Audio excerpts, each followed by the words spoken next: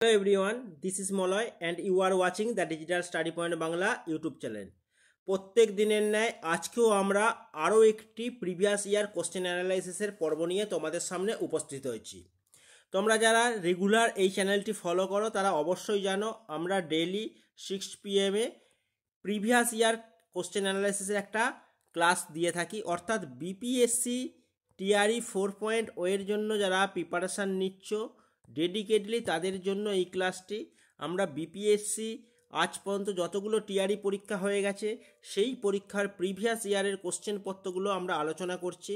আজকে আমরা অর্থাৎ 2024 সালে আয়োজিত টিআরই 3.0 এর রি এক্সামের যে পেপার 11-12 পেপারটা আমরা আলোচনা করছিলাম এই সপ্তাহ ধরে। অলরেডি আমরা জেনারেল স্টাডিজের সমস্ত বিষয়টা আলোচনা করে দিয়েছি এবং ল্যাঙ্গুয়েজ পেপারটা নিয়ে আমরা আলোচনা করছি, যেটার ইংলিশ পেপারটা আমরা গতকালকে অ্যানালাইসিস করে দিয়েছি। আজকে আমরা বেঙ্গলি পেপারটা অ্যানালাইসিস করছি। বেঙ্গলি পেপার এখান থেকে তোমাদের টোটাল 22টা কোশ্চেন থাকে এবং ইংলিশ থেকে থাকে 8টা কোশ্চেন, অর্থাৎ ল্যাঙ্গুয়েজ পেপারে টোটাল 22 + 8 মানে 30টা কোশ্চেন তোমরা পাবে। এবার এই ল্যাঙ্গুয়েজ পেপারটা পুরোপুরিভাবে কোয়ালিফাইং নেচার হয়। পুরোপুরিভাবে যেটা হয় সেটা হচ্ছে কোয়ালিফাইং নেচার, অতএব তোমাদের এতে মাত্র 30% মার্কস পেতে হবে, যেটা মাত্র 30-এর মধ্যে 9 নাম্বার তোমাদের তুলতে হবে বাংলা এবং ইংরাজি মিলিয়ে। তাই এই পেপারটা অতটা চাপের বিষয় নয়। জেনারেলি প্রত্যেকেই এই পরীক্ষায় তোমরা কোয়ালিফাই করে যাচ্ছ বা করে যাবে, এটা ধরতে পারো। শুধুমাত্র প্রিভিয়াস ইয়ার কোশ্চেনগুলো তোমরা একবার দেখে নিও এবং সেইগুলো একবার হাতে কলমে তোমরা প্র্যাকটিস করে নিও।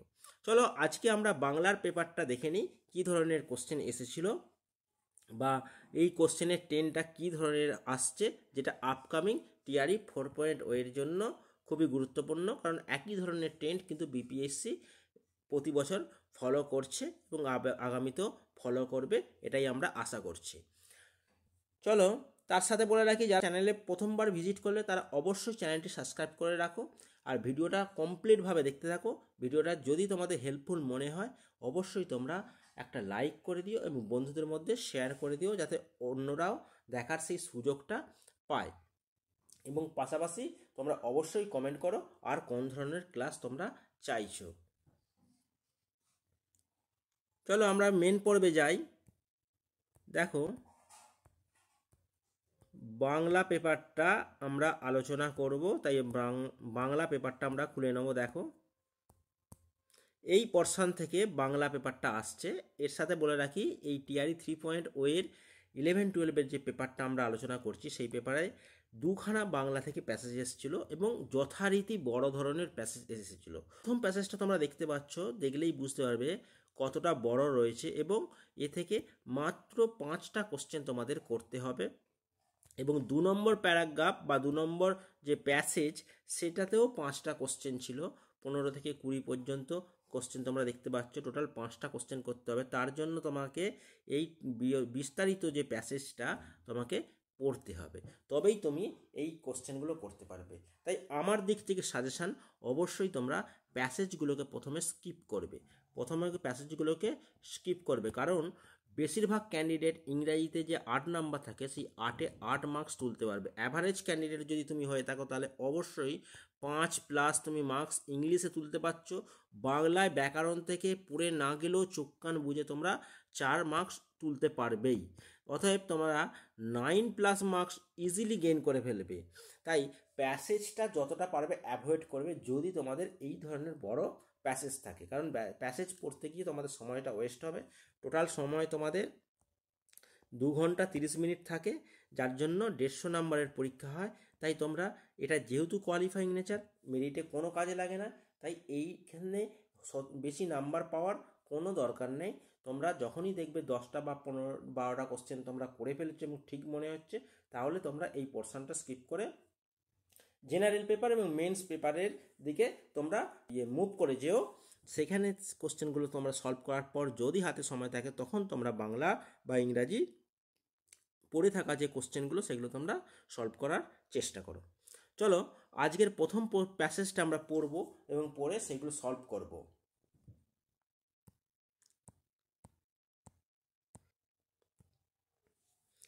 দেখো প্রথম প্যাসেজটাতে যেটা বলা রয়েছে, রাধারানী থেকে একটা রাধারানী গল্পটা তুলে দেওয়া হয়েছে। বাংলা নিয়ে যারা পড়েছে তারা অবশ্যই জানবে রাধারানী গল্পটা, বা আমাদের বেঙ্গলি মিডিয়ামের যে সিলেবাস বা পশ্চিমবঙ্গের যে সিলেবাস সেখানেও কিন্তু রাধারানী গল্পটা ছিল। রাধারানী গল্পটা খুব সম্ভবত ক্লাস 7-8 কোনো বইয়ের মধ্যে রয়েছে, বাংলা বইয়ের মধ্যে দেয়া রয়েছে। দেখো এখানে যেটা বলা রয়েছে, রাধারানীর মাতা পথ্য করিলেন বটে, মানে রাধারানীর মা চিকিৎসার জন্য যথাযথ পথ্য জোগাড় করতে পেরেছিলেন, কিন্তু সে রোগ হইতে মুক্তি পাইয়া তাহার অদিষ্টে ছিল না, মানে সে রোগ থেকে মুক্তি পায়নি, হয়তো তার ভাগ্যে ছিল না। সমস্ত ধরনের পথ্য পাওয়ার পরও সে রোগ মুক্তি পায়নি বা রোগ থেকে সেরে উঠতে পারেনি। তিনি অতিশয় ধনী ছিলেন, কিন্তু এখন অতি দুঃখিনী হইয়াছেন, মানে আগে ধনী ছিলেন, এখন তারা অত্যন্ত গরিব হয়েছেন। এই শারীরিক ও মানসিক দ্বিবিধ কষ্ট তাহা সহ্য হইল না। রোগ রোগ ক্রমে বৃদ্ধি পাইয়া তাহার তাতার শেখ কাল উপস্থিত হইল। অর্থাৎ ধনী থেকে যখনই গরিব হয়ে গেছে, তাদের অর্থনৈতিক যে সংকট দেখা গিয়েছে, সেই কারণে তাদের মানসিক যে একটা চিন্তা সেটা বৃদ্ধি পায়, শারীরিক অবনতি ঘটে, রোগ ক্রমাগত বৃদ্ধি পায় এবং এক সময় মৃত্যুকাল উপস্থিত হয়। এই মতো অবস্থায় বা এমন সময় বিলাত হইতে সংবাদ আসিল যে পিসি কৌশল্যের আষ্টল তাহার পক্ষে নিষ্পত্তি পাইয়াছে, তিনি আপন সম্পত্তি পুনঃপ্রাপ্ত হইবেন। অর্থাৎ তাদের পারিবারিক একটা সমস্যা চলছিল, কোর্টে কেস চলছিল সম্পত্তি বিষয়ে, সেই সম্পত্তির বিষয়ে যে কেসটা সেটা অবশেষে নিষ্পত্তি হইয়াছে এবং তারা তাদের যে সম্পত্তি ছিল, যেটা দেনার দায়ে কোর্টের কেস পর্যন্ত পৌঁছেছিল, মানে কোর্টে উঠেছিল, তাদের যে সম্পত্তিটা, সেই সম্পত্তিটা অন্যজনের কাছে হস্তান্তরিত হয়ে যাওয়ার উপক্রম দেখা দিয়েছিল, সেটা কিন্তু আর হচ্ছে না। অর্থাৎ সম্পত্তি তারা পুনঃপ্রাপ্ত হইবেন, ওয়ালিস লাভের টাকা ফেরত পাইবেন, তিনি আদালতের খরচা পাইবেন। কামাখ্যানাথ বাবু তাহার পক্ষের হাইকোর্টের উকিল। তাহলে কে হাইকোর্টের উকিল ছিল? কামাখ্যানাথ বাবু। তিনি স্বয়ং এই সংবাদ লইয়া রাধারানীর মাথার কুঠিরে উপস্থিত হইলেন। তাহলে কোন সংবাদ নিয়ে রাধারানীর মায়ের বাড়িতে এসেছিলেন? এই সংবাদ যে আপনাদের বিষয় সম্পত্তি নিয়ে যে কেসটা ছিল সেটা নিষ্পত্তি হয়েছে এবং আপনারা আপনাদের সম্পত্তি ফেরত পাবেন, এই সুসংবাদ নিয়ে কামাখ্যানাথ বাবু বিদেশ হইতে এখানে খবরটা আনিয়েছিলেন। সুসংবাদ শুনিয়া রুন্নার অবিরল নয়নাশ্রু পড়িতে লাগল। রুন্না বলতে এখানে রাধারানীর মায়ের কথা বলা হয়েছে, তার চোখে জল আসিয়া গেল। তিনি নয়নাশ্রু সংবরণ করিয়া কামাখ্যাবাবুকে বলিলেন, যে প্রদীপ নিভিয়াছে তাহাতে তেল দিয়া কি হইবে? আপনার এই সুসংবাদেও আমার আর প্রাণ রক্ষা হইবে না, আমার আয়ুষ শেষ হইয়াছে। তবে আমার এই সুখ যে রাধারানী আর অনাহারে প্রাণ ত্যাগ করিবে না।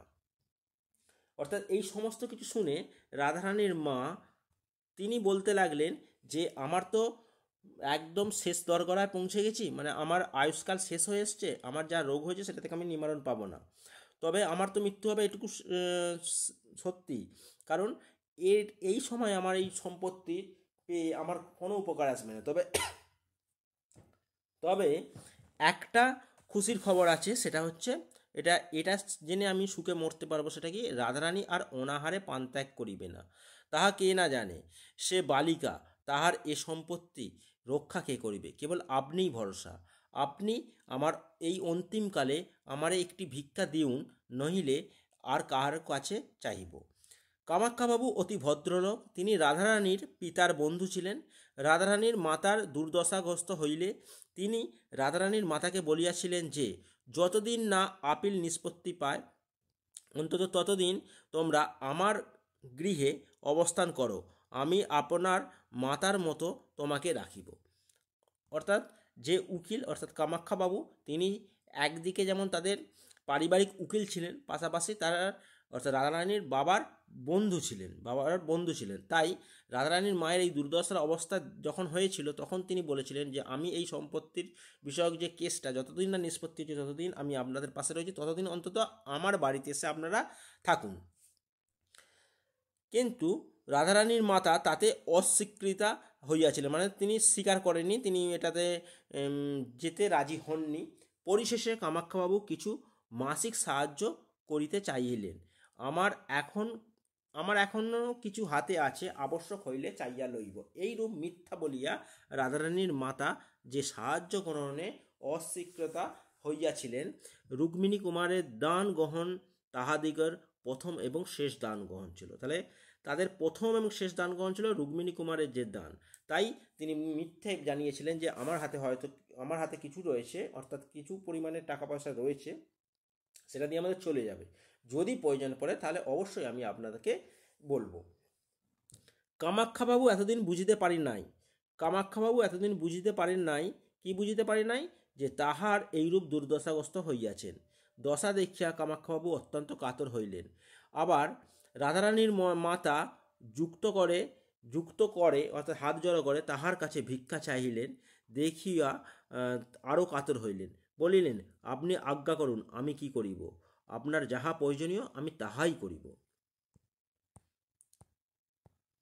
এবার নেক্সট অংশটা দেখো, এদিকের প্যারাগ্রাফটা। রাধারানীর মাতা কহিলেন, আমি চলিলাম, কিন্তু রাধারানী রহিল। অর্থাৎ রাধারানীর মা অসুস্থ, তার শরীরটা এতটাই খারাপ, তিনি বুঝতে পেরেছেন যে তার এই ধরাধামে আর বেশি দিন সময় নেই, অর্থাৎ তার মৃত্যু আসন্ন। সেই কারণে তিনি বলছেন, আমি চলিলাম, রাধারানী রহিল। এক্ষণে আদালত হইতে আমার শ্বশুরের যথার্থ উইল সিদ্ধ হইয়াছে, অর্থাৎ আমার শ্বশুর বাড়ির যা সম্পত্তি সেটা উইল সিদ্ধ হয়েছে যে রাধারানী পাবে, অতএব রাধারানীর একা সমস্ত সম্পত্তির অধিকারী হইবে। আপনি তাহাকে দেখিবেন, আপনার কন্যার স্থায়ও তাহাকে রক্ষা করিবেন, এই আমার ভিক্ষা। তাহলে রাধারানী মায়ের যে মূল চাওয়া ছিল সেটা হচ্ছে রাধারানীকে দেখভাল করা, তার সম্পত্তিকে রক্ষা করা। আপনি এ কথা স্বীকার করিলেই আমি সুখে মরিতে পারি। কামাখ্যাবাবু বলিলেন, আমি আপনার নিকট শপথ করিতেছি, আমি রাধারানীকে আপনার কন্যার অধিক যত্ন করিব। মানে নিজের মেয়ের মতনই আমি তাকে ভালোবাসা দিয়ে তাকে মানুষ করে তুলব। আমি কায়ম বাক্যে এই কথা দিলাম, আপনি বিশ্বাস করুন। যিনি মুমূর্ষ তিনি কামাখ্যা বাবুর চোখের জল দেখিয়া তাহার কথা বিশ্বাস করিলেন। তাহার সেই শনি শুষ্ক অধর একটু আহ্লাদের হাসি দেখা দিল। হাসি দেখিয়া কামাখ্যাবাবু বুঝলেন ইনি আর বাঁচিবেন না। কামাখ্যাবাবু তাহাকে বিশেষ করিয়া অনুরোধ করিলেন যে এক্ষণে আমার গৃহে চলুন, পরে ভদ্রাসন দখল হইলে আসিবেন। রাধারানীর মাতার যে অহংকার, এটা থেকে খুব ইম্পর্টেন্ট, এখান থেকে প্রশ্নটা রয়েছে, খেয়াল করো।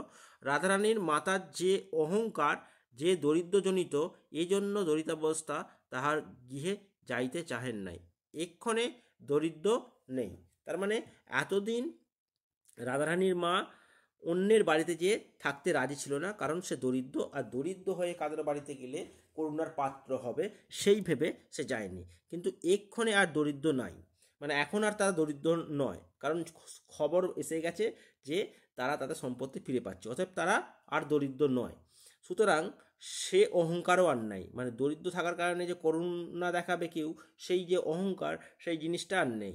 এক্ষণে যাইতে সম্মতি হলো, তাই তিনি তার সাথে যাওয়ার সম্মতি দিলেন। কামাখ্যাবাবু রাধারানী ও তাহার মাকে সযত্নে নিজালয়ে লইয়া গেলেন। তিনি রীতিমতো পীড়িতার চিকিৎসা করিলেন, কিন্তু তাহার জীবন রক্ষা হইল না, অল্প দিনেই তাহার মৃত্যু হইল। অর্থাৎ তার মাকে বাঁচাতে পারল না শেষ চিকিৎসা করার পরও। উপযুক্ত সময়ে কামাখ্যাবাবু রাধারানীকে তাহার সম্পত্তি দখল দেয়াইলেন, কিন্তু রাধারানীর বালিকা বলিয়া তাহাকে নিজ বাটিতে একা থাকিতে দিলেন না, আপন গৃহেই রাখিলেন। কালেক্টর সাহেব রাধারানীর সম্পত্তি কোর্ট অফ ওয়ার্ডের অধীনে আনবার যত্ন পাইলেন, কিন্তু কামাখ্যাবাবু বিবেচনা করিলেন, এটাও একটা ইম্পর্টেন্ট, কারণ এখান থেকে প্রশ্ন আছে। কামাখ্যাবাবু কি বিবেচনা করলেন, যে আমি রাধারানীর জন্য যতদূর করিব সরকারি কর্মচারীগণ ততদূর করিবেন না। কামাখ্যাবাবু কৌশলে কালেক্টর সাহেব নিরস্ত হইলেন এবং কামাখ্যাবাবু স্বয়ং রাধারানীর সম্পত্তির তত্ত্বাবধান করিতে লাগিলেন। বাকি রাধারানীর বিবাহ।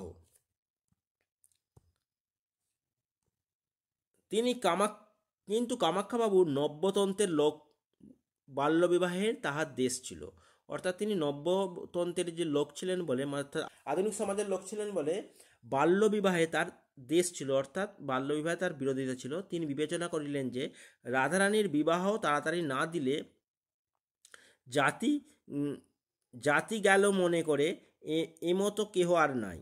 তবে যবে রাধারানী স্বয়ং বিবেচনা করিয়া বিবাহ ইচ্ছুক হইবে তবে তাহার বিবাহ দিব, এখন সে লেখাপড়া শিখুক। এই ভাবিয়া কামাখ্যাবাবু রাধারানীর বিবাহের কোনো উদ্যোগ না করিয়া তাহাকে উত্তম রূপে সুশিক্ষিত করিলেন। এই ছিল মূল গল্পটি। এবার এখান থেকে আসা প্রশ্নগুলো আমরা সলভ করব। দেখো প্রথম প্রশ্নটা, রাধারানীর মাতা কেন দুঃখিনী হইয়াছিলেন? তাহার অসুখ বৃদ্ধি পাইয়াছিল বলে, তাহার সম্পত্তি হারানোর কারণে, তার মেয়ের বিবাহ হয়নি বলে, উপরের মধ্যে একের অধিক, না ওপরের কোনোটি নয়। এক্ষেত্রে সঠিক অ্যান্সার কী হবে বলো তো? এক্ষেত্রে সঠিক অ্যান্সার হবে দুঃখিনী হয়েছিল সম্পত্তি হারানোর কারণে, মানে তারা একসময় বড়লোক ছিল, এখন তারা দুঃখিনী, অর্থাৎ এখন তারা গরিব হওয়ার কারণেই তারা কিন্তু দুঃখিনী হয়েছিল রাধারানীর মা। অতএব option B is the correct answer. Next 10 নম্বর প্রশ্নটা দেখো, কামাখ্যানাথ বাবু কেন রাধারানীর মাতার কুঠিরে উপস্থিত হয়েছিলেন? কামাখ্যানাথ বাবু কে ছিল? সেই হাইকোর্টের উকিল বা তার বাবার বন্ধু, রাধারানীর বাবার বন্ধু। তিনি রাধারানীদের বাড়িতে উপস্থিত হয়েছিল রাধারানীর বিবাহের প্রস্তাব নিয়ে, সুসংবাদ জানাতে, না চিকিৎসার জন্য? এক্ষেত্রে সঠিক অ্যান্সার হবে অপশান বি, সুসংবাদ জানাতে। সুসংবাদ কি? যে রাধারানীরা তাদের হারানো সম্পত্তিটা ফিরে পাচ্ছে, এটাই জানানোর জন্য এসেছিল। তাহলে option B is the correct answer. 11 নম্বর প্রশ্নটা দেখো তোমরা, রাধারানীর মাতা কামাখ্যানাথ বাবুর কাছে কি ভিক্ষা চাইলেন? আর্থিক সাহায্য, রাধারানীর যত্ন নেওয়া, চিকিৎসার ব্যবস্থা করা? অবশ্যই রাধারানীর যত্ন নেওয়ার কথা বলেছিল, কারণ রাধারানীর মা অসুস্থ, কিছুদিনের মধ্যেই তার মরণ আসন্ন হয়ে গেছে। অতএব তিনি এই পৃথিবীতে থাকবেন না, রাধারানীকে দেখার মতো কেউ নেই, তাই রাধারানীকে দেখাশোনা করার জন্য কামাখ্যানাথ বাবুর কাছে ভিক্ষা চেয়েছিলেন। তাহলে option B is the correct answer. Next 12 নম্বর প্রশ্নটা তোমরা দেখো। 12 নম্বর প্রশ্নটা দেখো, কামাখ্যানাথ বাবু রাধারানীর বিবাহের উদ্যোগ না করিয়া তাকে সুশিক্ষিত করলেন। রাধারানীকে কোনো রকম বিবাহ না দিয়ে তাকে সুশিক্ষিত করেছিলেন কেন? বাল্যবিবাহে তার দেশ ছিল, রাধারানীর অনিচ্ছা ছিল উপযুক্ত পাত্র না পাওয়া। এক্ষেত্রে সঠিক আনসার হবে অপশান এ, তিনি নব্যতন্ত্রের লোক ছিলেন, তাই বাল্যবিবাহের প্রতি তার একটা দেশ ছিল বা বাল্যবিবাহের প্রতি তার বিরোধিতা ছিল, সেই কারণে রাধারানীকে বিবাহ দেয়নি, কারণ রাধারানীর বয়স তখন খুব বেশি ছিল না। 13 নম্বর দেখো, রাধারানীর মাতা কেন কামাখ্যানাথ বাবুর গৃহে অবস্থান করিতে সম্মত হইলেন? রাধারানীর মা প্রথমের দিকে কামাখ্যানাথ বাবুর বাড়িতে আসতে চাইছিলেন না, এবং শেষের দিকে অবশ্যই আসতে রাজি হয়েছিলেন, এবং তার বাড়িতে তিনি মারা গিয়েছিলেন। তা শেষ পর্যন্ত তারা আসতে সম্মত হয়েছিল, তার প্রধান কারণ তাদের দরিদ্র দূর হওয়ার কারণে। কারণ দারিদ্রতা তার অহংকার ছিল, যখন দারিদ্রতা সেটা চলে গিয়েছিল, অর্থাৎ তারা জানতে পেরেছিল যে তাদের সম্পত্তি তারা ফিরে পাচ্ছে, অতএব তখন তাদের সেই অহংকার নষ্ট হয় এবং রাধারানীর মা রাজি হয় কামাখ্যানাথ বাবুর বাড়িতে যেতে। তাহলে option A is the correct answer. 14 নম্বর প্রশ্নটা দেখো, কামাখ্যানাথ বাবু কেন রাধারানীর মায়ের সম্পত্তির তত্ত্বাবধান, মানে রাধারানীর সম্পত্তির তত্ত্বাবধান নিজে করিতে লাগিলেন? কামাখ্যানাথ বাবু কেন রাধারানীর যে সম্পত্তি ছিল সেটা নিজে তত্ত্বাবধান করিতে লাগলেন? কালেক্টর সাহেবের করার কথা ছিল। দেখো অপশান এ কি বলেছে, কালেক্টর সাহেবের অনুরোধে, না রাধারানীর অনুরোধে, না সরকারি কর্মচারীগণ যতদূর করিবে না ততদূর করিবে না এই বিবেচনা করিয়া?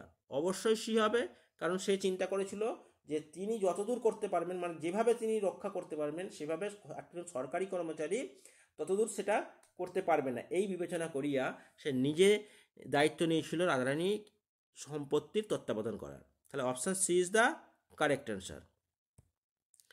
নেক্সট প্যাসেজটা দিয়েছে দেখো, এটাও একটা বড় ধরনেরই প্যাসেজ রয়েছে, এই প্যাসেজটা আমরা পড়ব, তারপর বাকি কোশ্চেনগুলো আমরা সলভ করব। দেখো, দীপ্তি কহিল, সত্য কথা বলিতেছ। আমার তো মনে হয় আজকাল প্রকৃতির স্তব্ধ লইয়া তোমরা সকলে কিছু বাড়াবাড়ি আরম্ভ করিয়াছ। আমি কহিলাম, দেবী, আর কাহারও স্তব্ধ বুঝি তোমাদের গায়ে সয় না? দীপ্তি কহিল, যখন স্তব্ধ ছাড়া আর বেশি কিছু পাওয়া যায় না, তখন ওটার অপব্যয় দেখিতে পারি না। সমীর অত্যন্ত বিনম্র মনোহর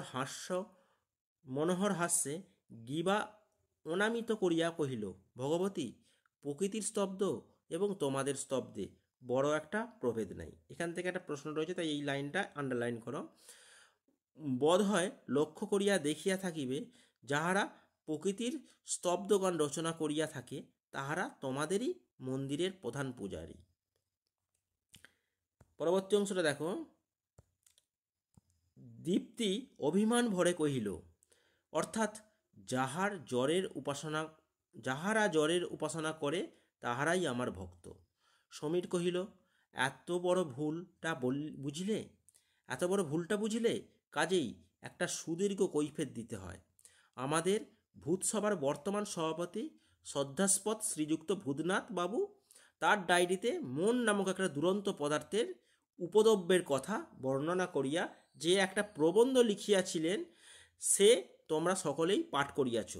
আমি তাহার নিচে গুটি কতেক কথা লিখিয়া রাখিয়াছি। যদি সভ্যগণ অনুমতি করেন তবে পাঠ করি, আমি আমার মনের ভাবটা তাহাতে পরিষ্কার হবে। মানে আমি যদি পাঠ করি তাহলে আমার মনের ভাবটা পরিষ্কার হইবে। ক্ষিতি করজোড় করে কহিল, দেখো ভাই সমীরণ, লেখক এবং পাঠক, এখানটা থেকে একটা প্রশ্ন রয়েছে ইম্পর্টেন্ট, এই জায়গাটা করে তোমরা একবার ভালো করে পড়ে নেবে। দেখো ভাই সমীরণ, লেখক এবং পাঠক যে সম্পর্ক সেটা স্বাভাবিক, মানে লেখক আর পাঠকের মধ্যে যে সম্পর্ক সেটা স্বাভাবিক সম্পর্ক। তুমি ইচ্ছা করিয়া লিখিলে, আমি ইচ্ছা করিয়া পড়িলাম, কোনো পক্ষই কিছু বলিবার রইল না, যেন খপের সহিত তরবারি মিশিয়া গেল। কিন্তু তরবারি যদি অনিচ্ছুক অস্থিচর্মের মধ্যে সেই প্রকার সুগভীর আত্মীয়তা স্থাপনে পবিত্র হয়, তবে সেটা তোমার বেশ স্বাভাবিক এবং মনোহর রূপে সম্পন্ন হয় না। লেখক ও শ্রোতার সম্পর্কটাও সেই রূপ অস্বাভাবিক এবং অদৃশ্য। তাহলে লেখক আর শ্রোতার সম্পর্কটা কেমন? অস্বাভাবিক এবং অদৃশ্য। হে চতুরান, পাপের যেমন শান্তি বিধান করো, যেন আর জন্মে ডাক্তারের ঘোড়া মাতালের স্ত্রী প্রবন্ধের লেখক বন্ধু হইয়া জন্মগ্রহণ না করি। এখান থেকে একটা প্রশ্ন রয়েছে, এই প্যারাগ্রাফটা পড়বে। বোম একটা পরিহাস করিতে চেষ্টা করিলেন, কহিল, একে তো বন্ধু অর্থই বন্ধন, তাহার ওপর প্রবন্ধ বন্ধন হইলে ফাঁসের ওপর ফাঁস হয়, গণ্ডস্য পরি বিস্ফোটম। নেক্সট দেখো। দীপ্তি কহিল, হাসিবার জন্য 2 বৎসর সময় প্রার্থনা করি। ইতিমধ্যে পাণিনি অমরকোষ ধাতুপাঠ আয়ত্ত করিয়া লইতে হইবে। শুনিয়া বোম অত্যন্ত কৌতূহল লাভ করিল, হাসিতে হাসিতে কহিল, বড় চমৎকার বলিয়াছ, আমার একটা গল্প মনে পড়িতেছে। গল্পটা কি? শতশ্রীনী কহিল, তোমরা সমীরের লেখাটা আজ আর শুনিতে দিবে না দেখিতেছি। সমীর, তুমি পড়ো, উহাদের কথায় কর্ণপাত করিও না। শতশ্রেণীর আদেশের বিরুদ্ধে কেহ আর আপত্তি করিল না। এমনকি স্বয়ং ক্ষিতি সেলফের অফর হইতে ডায়েরির খাতাটি পাড়িয়া আনিল এবং নিতান্ত নিরীহ নিরুপায়ের মতো সংযত হইয়া বসিয়া রইল। সমীর পড়িতে লাগিল, মানুষকে বাধ্য হইয়াই পদে পদে মনের সাহায্য লইতে হয়। এইখান থেকে একটা প্রশ্ন রয়েছে, ভালো করে খেয়াল করবে। মানুষকে বাধ্য হইয়া পদে পদে মনের সাহায্য লইতে হয়, এই জন্যই ভেতরে আমরা সেটাকে দেখিতে পারি না। মন আমাদের অনেক উপকার করে, কিন্তু তাহার স্বভাব এমনই যে আমাদের সঙ্গে কিছুতেই সে সম্পূর্ণ মিলিয়া মিশিয়া থাকিতে পারে না। সর্বদা খিটখিট করে, পরামর্শ দেয়, উপদেশ দেয়, সকল কাজে হস্তক্ষেপ করে। সে যেন একজন বাহিরের লোক ঘরের লোক হইয়া পড়িয়াছে। তাহাকে ত্যাগ করাও কঠিন, তাহাকে ভালোবাসাও দুঃসাধ্য। এই ছিল মূল বিষয়বস্তু। এবার প্রথম প্রশ্নটা দেখো এই প্যারাগ্রাফ থেকে বা এই প্যাসেজ থেকে। প্রথম প্রশ্নটা বলেছে দীপ্তির মতে প্রকৃতি নিয়ে কি হয়েছে, স্তব্ধ নিয়ে কি হয়েছে? অপব্যয়, অতিরঞ্জন, অবহেলা।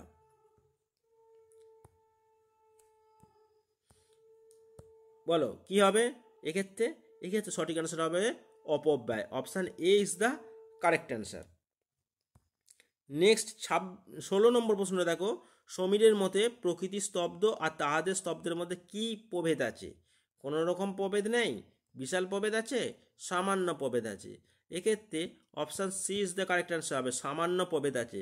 কারণ সমীর বলেছিল যে প্রকৃতির স্তব্ধের মধ্যে, এখানে খেয়াল করো, প্রকৃতির স্তব্ধ আর তোমাদের স্তব্ধের মধ্যে বড় একটা প্রভেদ নেই। বড় একটা প্রভেদ নেই মানে কি, প্রভেদটা সামান্য পরিমাণে রয়েছে। তাহলে এক্ষেত্রে সেই কারণে অপশান সি হলো। নেক্সট কোশ্চেনটা দেখো 17 নম্বর প্রশ্নটা, দীপ্তি কেন প্রকৃতির স্তব্ধে অপব্যয় দেখতে পারেন না? তার অভিমানের কারণে, তার অভাবের কারণে, না তার অপচয়ের কারণে? অবশ্যই অপশান এ হবে, তার অভিমানের কারণে। নেক্সট 18 নম্বর প্রশ্নটা দেখো, ক্ষিতি কীভাবে লেখক ও পাঠকের সম্পর্ক বর্ণনা করেছেন? ক্ষিতি লেখক ও পাঠক সম্পর্কে বলেছেন সম্পূর্ণ স্বাভাবিক এবং সম্পূর্ণ, স্বাভাবিক, অস্বাভাবিক এবং অদৃশ্য, অস্বাভাবিক এবং সম্পূর্ণ। এক্ষেত্রে বি এর অ্যান্সারটা ঠিক হবে, অস্বাভাবিক এবং অদৃশ্য। দেখো আমরা এখানে মার্কিং করেছিলাম, এখানে বলেই দিয়েছিলাম যে লেখক ও শ্রোতার সম্পর্কটা অস্বাভাবিক এবং অদৃশ্য এইভাবে বর্ণনা করা হয়েছে। নেক্সট সমীরের মতে মনের স্বভাব কেমন? সহযোগিতামূলক, খিটখিটে হস্তক্ষেপকারী, সদালাপী এবং উপদেশমূলক। মন সবসময় আমাদের সাহায্য করে, খিটখিটেও করে এবং সব বিষয়ে হস্তক্ষেপ করে এবং উপদেশও দেয়। সবগুলোই এক্ষেত্রে অ্যান্সার হচ্ছে, তাই আমাদের বেছে নিতে হবে option D is the correct answer. তোমরা যদি দেখতে চাও দেখিয়ে দিচ্ছি, দেখো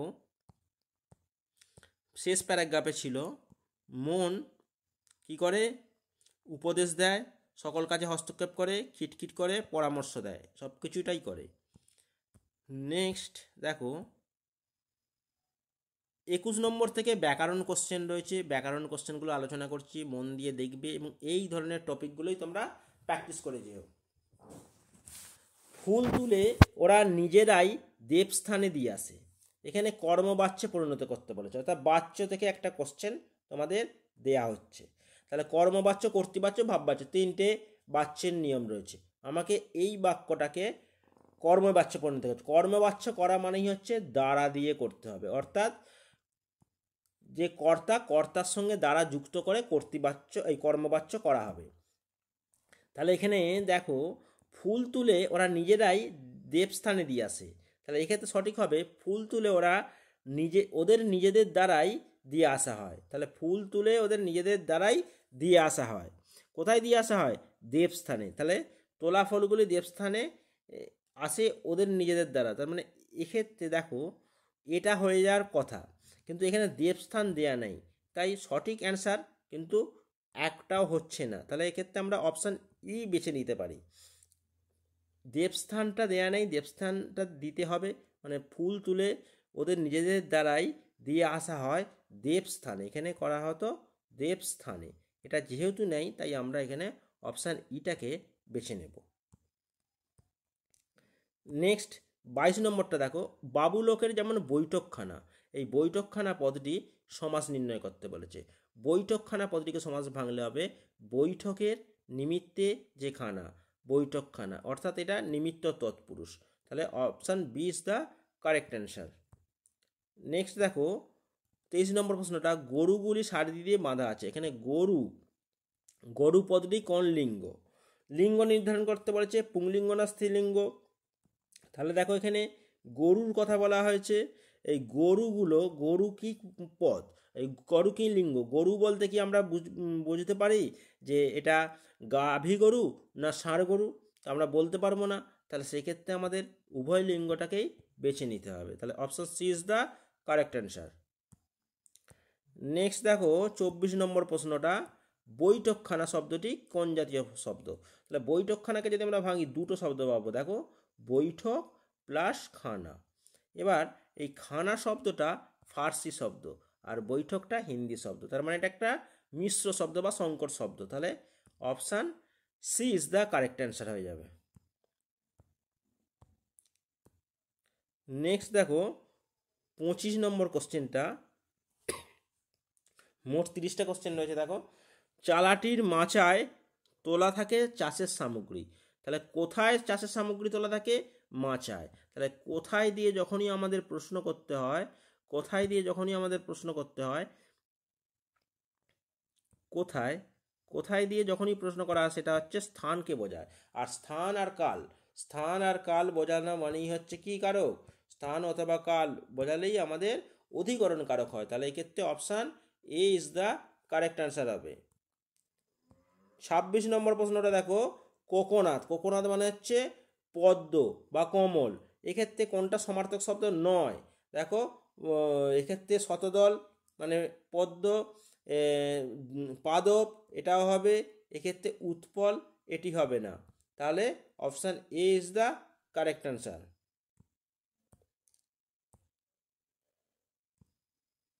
27 নম্বর প্রশ্ন দেখো, প্রমাদ, অর্থাৎ এই প্রমাদ শব্দটা প্রথমে ছিল, তা থেকে হয়েছে পরমাদ, দেখো এই এখানে পয়ের ফলা হবে। দেখো, এই প্রোটাকে ভেঙে প যুক্ত র করা হয়েছে, অর্থাৎ এখানে এই র ফলাটাকে ভেঙে দেওয়া হয়েছে, ভেঙে স্বরের মধ্যে বিভাজন ঘটানো হয়েছে, তাই এটা স্বরভক্তি অর্থাৎ বিপ্রকর্ষ। Option C is the correct answer. 28 নম্বর প্রশ্নটা দেখো, খেয়াল করো, জীবতারা যদি খসে, জীবতারা শব্দটির ব্যুৎপত্তিগত অর্থ নির্ণয় করো।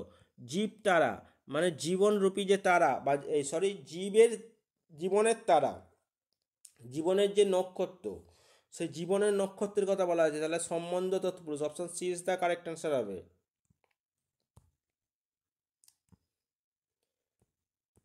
29 নম্বর প্রশ্ন, চিরস্থির করেনির হায়রে জীবন নদে। তাহলে জীবন নদ মানে জীবনের যে নদী, সেটা কখনোই চিরস্থায়ী নয়। তাহলে কোনটা চিরস্থায়ী নয়? জীবনের নদী। তাহলে এখানে কর্তাকে জীবন নদ চিরস্থায়ী নয় বলা হয়েছে। তাহলে এখানে কোনটি হবে? চিরস্থায়ী কবেনির হায়রে জীবন নদে। এখানে জীবন নদ এটা কোন কারক? দেখো, চিরস্থায়ী কবেনির মানে এই নীর বা এই ধরনীতে কে চিরস্থায়ী হয়েছে এই জীবনে বেঁচে থাকার ক্ষেত্রে? তাহলে সেই ক্ষেত্রে আমাদের কি হবে? অপশান এ দেখো কর্তৃকারকের এই বিভক্তি, অপশান বি দেখো অধিকরণ কারকের এই বিভক্তি, অপশান সি দেখো করণ কারকের এই বিভক্তি। করণ কারক তো হবেই না, কর্তৃকারক হতে পারে। তাহলে এক্ষেত্রে কোনটা সঠিক অ্যান্সার তোমরা অবশ্যই কমেন্ট করে জানিও। এটা আমার মনে হয় অপশান এ হবে। এবং 30 নম্বর প্রশ্নটা খুব ইম্পর্ট্যান্ট একটা প্রশ্ন। দেখো, মধুহীন করোনাকো তব মন কখনো দে। তাহলে এখানে মধুহীনটা কি জাতীয় পদ? যদি শুধুমাত্র মধু থাকতো তাহলে অবশ্যই এটা বিশেষ্য পদ আমরা বলতে পারতাম, কিন্তু এখানে মধুহীন বলেছে, তাই আমাদের অপশান এ হলো না। অব্যয় পদ এটা তো একদমই হবে না, পড়ে রইল বিশেষণ পদ, কারণ মধুহীন মানে যে কারো কিছু 10 গুণ বোঝানো হচ্ছে, কারো গুণ বোঝাচ্ছি। তাহলে এক্ষেত্রে আমাদের option C is the correct answer হবে। তা এই ছিল টোটাল 30টা কোশ্চেন, অর্থাৎ 22খানা ইংরেজির প্রশ্নপত্র। ল্যাঙ্গুয়েজ পেপারটা আমি আলোচনা করে দিলাম, এর আগের দিনে ইংলিশ পেপার আলোচনা করেছিলাম। যারা দেখোনি তারা অবশ্যই চ্যানেলে চলে যাও, সেই ইংলিশ পেপারটা তোমরা দেখতে পাবে। এবং আজকের পেপারটা তোমাদের কেমন লাগলো অবশ্যই কমেন্ট করে জানিও। কোনো প্রশ্ন যদি অ্যান্সার ভুল বলে মনে হয় তাহলে সঠিক অ্যান্সারটাও তোমরা অবশ্যই কমেন্ট করে জানিও, আমরা কমেন্ট বক্সে সেটা কারেকশান করিয়ে দেবো পিন কমেন্টের মাধ্যমে। এবং তার সাথে বলে রাখি, প্রত্যেক দিন তোমরা এই যে প্রিভিয়াস ইয়ারের ক্লাসগুলো তোমরা অবশ্যই ফলো করো।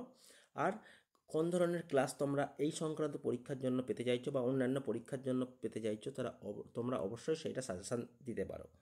থ্যাংক ইউ, দেখা হচ্ছে নেক্সট ক্লাসে।